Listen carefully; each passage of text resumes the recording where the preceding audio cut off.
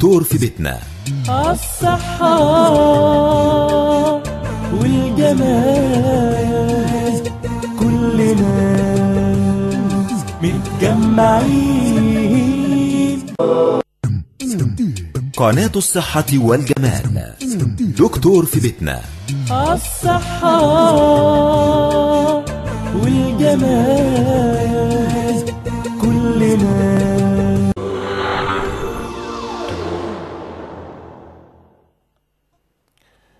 بسم الله الرحمن الرحيم. أعزائي المشاهدين، السلام عليكم ورحمة الله وبركاته. كل عام وأنتم بخير. احنا في مصر بنمر بمرحلة صعبة، نرجو التوفيق لمن يديرون البلاد وأن يتحلوا بالصبر وأن يأخذوا بيد البلاد مصرنا العزيزة إلى الخير والتقدم والازدهار. النهاردة في موضوع حلقتنا زي ما عودتنا قناة الصحة والجمال، الشق الثاني من اسمها وهو الجمال. بنتكلم على موضوع مهم جدا وهو جمال الوجه. دايما بنقول الجراح هو المشرط الذي يحتويه الفن ويحتويه المهارة والنحت للجزء من الجسم حتى يصل به إلى أحلى درجة يتمتع بها المريض. ودايما احنا بنقول ان لازم جراح التجميل يبقى نحات ماهر، وبنقول ان هو لما بيجري اي عملية، العملية دي بتطلع من ايده، هو يبقى مبسوط منها والاخرين من حواليه ما يلاحظوش اي تغير فيه. لم تعد جراحات التجميل طرفا ولا كماليات، دلوقتي اصبحت حاجة مهمة جدا في حياة اي انسان. فتاة او سيدة تعاني من مشاكل في وجهها، اكيد ان بعد جراحة تجميل معينة ممكن تخرج للمجتمع وتبتسم والخجل من الاخرين هيبقاش موجود. تصليح الانف، زرع الشعر، اي حاجة فيها تجميل بنلجأ فيها دايما الى الجراحين الذين يمتازون بهذا العلم المتقدم. يسعدني ويشرفني في سلسلة حلقاتنا في برامج الصحة والجمال تشريف الأستاذ الدكتور أمجد عبد الرحمن هندي، أستاذ جراحة التجميل كلية طب طنطا. أهلا يا دكتور. أهلا بحضرتك وأهلا بالسادة المشاهدين. أهلا بك في سلسلة حلقاتنا من الجمال. أهلا. يعني احنا بندور على الصحة وبندور على الجمال. دكتور، هو أول حاجة هنتكلم فيها حلم الحصول على وجه جميل، هل متاح؟ الإحساس بالجمال هو إحساس داخلي غير الشكل الخارجي. الإنسان اللي عنده ثقة بالنفس ممكن يحس بالجمال حتى لو إمكانيات الجمال عنده بسيطة. فالمسألة الجمال مسألة نسبية. في شعوب بترى إن الأنف الكبيرة هي موضع للجمال، وفي شعوب بترى العكس. فالمسألة دي مسألة نسبية. لكن احنا في منطقة الشرق الأوسط في خصائص معينة الشعوب المنطقة بتجمع عليها، واحنا عندنا حاجات مؤثرات بتختلف عن مناطق تانية. اكتر حاجة بتأثر على جمال الوجه في منطقة الشرق الأوسط هي قوة الشمس. احنا عندنا شمس قوية جدا، ومصر بتصنف عالميا من أكثر بقاع الأرض تعرضا لقوة إشعاعات الشمس. ولذلك الإشعاعات الموجودة في الشمس عند تعرض الجلد لها فترة طويلة بيحصل مشاكل كتير على الجلد، على سطح الجلد وتحت الجلد. فيبقى أول عامل بيأثر على جمال الوجه التعرض بكثرة لأشعة الشمس خصوصا في وقت الذروة. طب دكتور، سامحني، يعني دلوقتي يعني احنا طبعا المصريين عامة أو كلنا أو أطفال المدارس بيطلعوا من المدرسة الساعة 2 الظهر في عز قرصة الشمس. العمال او الموظفين بيطلعوا الساعة 2 الظهر. مش معقول كل واحد هيمسك شمسية عشان تحميه من الشمس. يعني احنا ما هنيجي هنقول على الشمس يعني هنظلمها او نظلم انفسنا. ما هو مظبوط كلام حضرتك، مظبوط. اذا خدنا النقطة دي، انا بقى واحد بخلص شغل الساعتين وبمشي في الشمس، عايزين نشوف المشكلة وحلها. ما هو طبعا بنحاول نتجنب على قدر الامكان التعرض للشمس. احنا ممكن نهتم بشرب الميه كتير مثلا، تخلي الجلد رطب فتأثير الشمس يبقى عليه اقل. موضوع شرب الميه ده حاجه برضو مهمله، يعني لازم نفهم الناس ان شرب الميه كتير حاجه ما بتتخنش وما بتعملش كرش، ده كله تراث شعبي. شرب الميه بينظف الجسم، الكليه بتتغسل، بيحسن الجلد. فلازم نفهم الناس ان ممكن وانا بره فوجئت الناس بتقدم لي ميه، ما بتقدم لي شاي او بتقدم لي ميه، لان هم عندهم الثقافه دي. فاحنا التوعيه للناس وللشباب ان احنا ما نتعرضش للشمس كتير ونشرب ميه كتير. تاني حاجه نغذي الجلد بالفيتامينات اللي هي موجوده في الخضروات والفواكه. ديت جانب من الاكل مهمل تماما عند المصريين.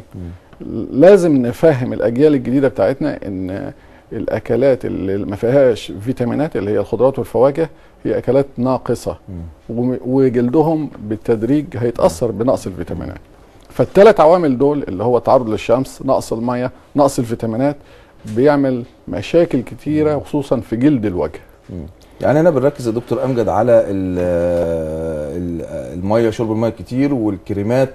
كريمات يعني قصدك يعني نغذي الوجه بالكريمات؟ التغذيه اساسا التغذيه ما كل الناس بتاكل، بتبقى من الداخل. ايه نوعيه الاغذيه اللي هي يعني ايه المفروض اي واحد مثلا شاب او فتاه صغيره كده بيحب ان هو ياكلها، يعني ننصحه بايه عشان نضاره وجهه؟ السلطات، وديت الشق المهمل في وجبات الشباب الصغير. الناس دي مهتميه بالوجبات السريعه اللي هي فيها كميه كبيره من الدهون والاملاح اللي هم المادتين الضارتين، وينقصها السلطات. فدي لازم ثقافه جديده نعلم الاجيال الجديده ان ده جزء اساسي من الغذاء بتاعنا. طبق السلطه ومعاه ازازه ميه. ايوه. ايه تاني بقى؟ ده كويس. الحاجات الخارجيه اللي حضرتك بتقول عليها الكريمات دي للحمايه فقط، للحمايه من التعرض للالترا فايلوت، الاشعاعات الخارجيه دي للحمايه وللترطيب. لكن الغذاء بيبقى من الدم، من الداخل، جاي من الغذاء. لو شفنا ايه الاضرار اللي بتحصل للوجه، في اضرار بتحصل على سطح الجلد، وفي اضرار بتحصل تحت الجلد في طبقه الدهن، وفي اضرار بتحصل في طبقه العضلات اللي بتحرك الوجه عموما. لو انت مسكت من فوق سطح الجلد هتلاقي نتيجه الاهمال والتعرض للشمس الكبير وقله التغذيه وقله ميه يحصل فيه ضمور في النسيج، تلاقي الجلد مش صحي وضامر، وساعات يحصل فيه بقع، وساعات يحصل فيه كسرات. الحاجات دي كلها بتجيلنا احنا طبعا كجراحين، ما بيبقاش عندنا الميل ان احنا نشتغل جراحات على طول، احنا بنمشي مع العيان واحده واحده. اول حاجه بننصح بيها العيان ان هو يتجنب الاسباب اللي هي النواقص اللي احنا قلنا عليها. تاني حاجه الحاجات اللي على سطح الجلد دي ممكن التعامل معاها برقه باستخدام حاجات سطحيه زي اجهزه الليزر الحديثه. هنيجي للعلاج بعد كده في موضوعنا يا دكتور امجد.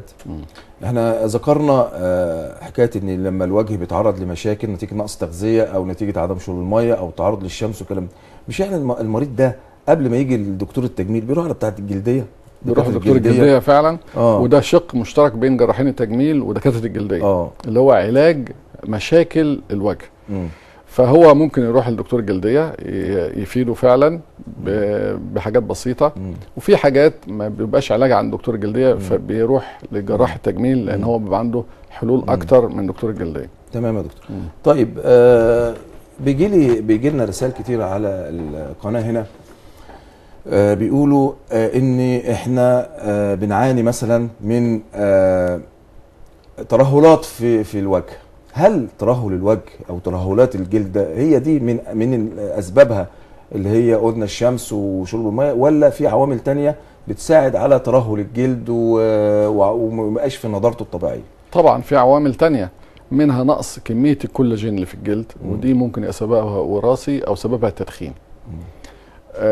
سقوط العضلات في الوجه عموما بيبقى سببه الاساسي تأثير الجاذبية الأرضية على مدى طويل. فبنلاقي احنا وش الفتاة الصغيرة مشدود وكل حاجة في مكانها وكل حاجة مليانة، لكن بالتدريج مع السن الوجه بيفقد جزء من الدهون اللي تحت الجلد، وفي الحالة دي الكيس الجلد بتاع الوش بيوسع الوش فيبدأ يترهل. ولذلك الموضوع ده احنا اتغلبنا عليه بحاجة بسيطة جدا. احنا عارفين ان الوش فقد جزء من دهونه الطبيعي، فاحنا بنملى المكان الدهن ده دهن طبيعي تاني، بديه. دهن طبيعي مكان دهن طبيعي. الدهن الطبيعي حقنه في الوش مسألة بسيطة جدا وبتخدير موضعي ونتيجتها ممتازة. له 3 مزايا. أول حاجة الدهن الطبيعي ده مادة طبيعية من الجسم ما بيحصلش رياكشن أو تفاعلات معاه. تاني حاجة فيها جزء دائم، لأن الدهن اللي محقون فيه خلايا دهنية حية بتثبت وتعيش طول العمر، ما بيطرحش بعد شوية، تبقى دائمة. تالت حاجة الدهن اللي بيتحقن فيه حاجة اسمها ستيم سيل اللي هي الخلايا الجذعية، بنحقنها مع الدهن بتخلي الجلد يبقى نضر بعد شويه، يبقى ماده طبيعيه فيها جزء دائم وبتخلي الجلد نضر، يبقى ديت احسن حاجه تتحقن. ده اكيد بقى الستيم سيلز والخلايا الجذعيه دي اللي هي التقدم المذهل اللي احنا يعني دلوقتي ماشيين فيه كعلماء مصريين، وشفناها كتير قوي في زراعه الكبد وفي بعض الامراض المعينه اللي بنزرع فيها الستيم سيلز. يعني الستيم سيلز دي اللي هي الخلايا الجذعيه فعلا وصلنا ان احنا بنستخلصها من النخاع وفعلا نزرعها في الجلد بتيجي من النتيجه. الستيم سيل دي موجوده في النخاع زي ما حضرتك بتقول، وموجوده كمان في الحبل السري بتاع طفل جنين، وموجوده في الدهن اللي تحت الجلد. احنا بنستخدم الخلايا الجذعيه اللي في الدهن اللي تحت الجلد، ما بنعملش عمليه كبيره للعيان. بنسحب الدهن اللي تحت الجلد وفي الستيم سيل وبنحقنهم في الوش، وبالتالي المريض لما بتشوفه قبل بعد بيختلف تماما. العيب الوحيد بتاع حقن الدهن ان هو بيعمل شويه ورم في الاول، بس هو بيروح بعد مع الوقت 3 اسابيع وكده. في مشكله كنت عاوز انبه الناس لها، تمام. اللي هي حقن الفيلر الصناعي في الوش، لان دي مشكله بتجيلنا كتير. بنلاقي ناس كتير بتجيلنا حقن فيلر صناعي وبيحصل لها التهابات مزمنه في الوش. الفيلر الصناعي ماده الجسم ما بيتعرفش عليها، ما بيمتصهاش، ولذلك بتقعد كذا سنه كويسه وبعد كذا سنه يبدا المشاكل تظهر فيها.